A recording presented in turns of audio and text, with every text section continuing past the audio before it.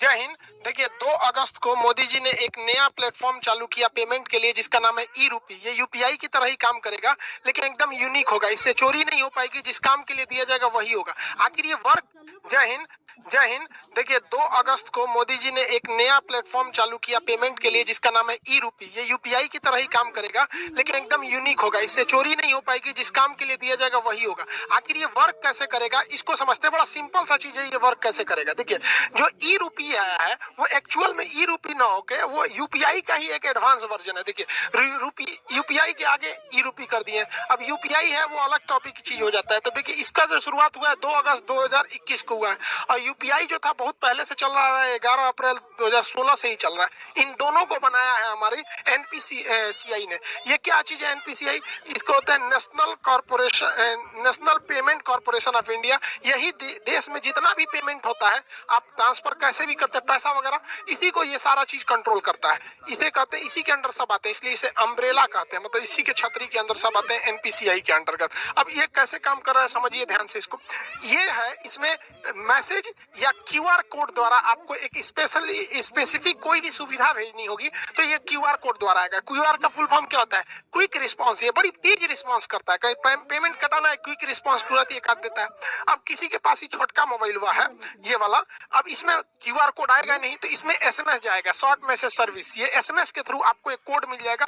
वो कोड जिसको दीजिएगा उतने बदले आपको वो सुविधा दे देगा। तो ये आता कैसे, अब ये कैसे काम करेगा इसको ध्यान से समझते हैं। जैसे अगर सरकार किसी को कंबल देना चाहती है तो सरकार के पास पहले यही 2 ही रास्ते थे, या तो उसको कंबल दे या तो उसको पैसे दे। बीच में से पूरा कंबलों गायब हो जाता था, पैसों गायब हो जाता था। किताब देना चाहती है तो भाई कोई भी चीज, या कपड़ा देना चाहता है, खाना देना चाहती है, तो सरकार के पास यही रास्ते हैं। अगर सरकार खाना देगी तो कई तरह से घोटाला, लोग खाने का पैसा मार जाएंगे या खाने की क्वालिटी गिरा देंगे। अभी सरकार ने कहा था मास्क बांटने के लिए 20 रुपया की जगह पे 2 रुपया वाला मास्क बांट दिया था, 50 रुपया मास्क बोला था तो 2 रुपया वाला बांट दिया था।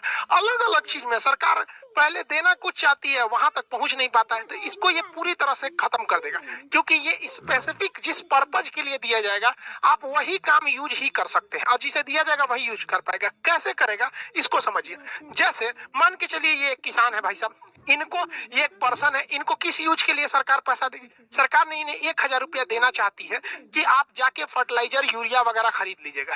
तो अगर इनको कैश पैसा दिया जाता तो कोई गारंटी नहीं थी कि वो यूरिया खरीदते कि कुछ और खरीद लेते। तो अब सरकार क्या करेगी, इनके मोबाइल पर 1000 रुपए का एक क्यूआर कोड भेज देगी।